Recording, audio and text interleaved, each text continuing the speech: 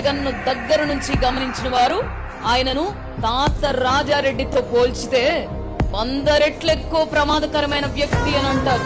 Jaganmohan Reddy very very దివంగత Balagopal, professor Haragopal ఒక సందర్భంలో రాజశేఖర రెడ్డిని కలిశారు.